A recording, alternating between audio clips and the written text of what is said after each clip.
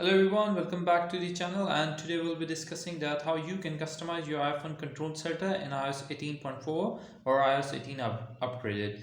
So what you need to do is just swipe down there from the right side of your phone and a menu like this will come up.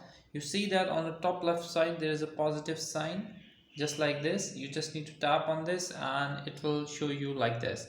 So if you see that you can move your controls like this from here, whatever you want to do, and you can select and move it around. You can delete any controls you want to, and you don't like anything, you can just delete it.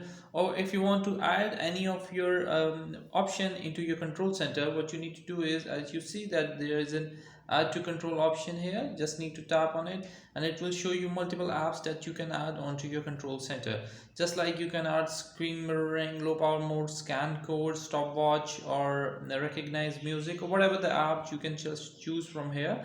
And you can select it down in your main menu and then you can adjust it from wherever you want to.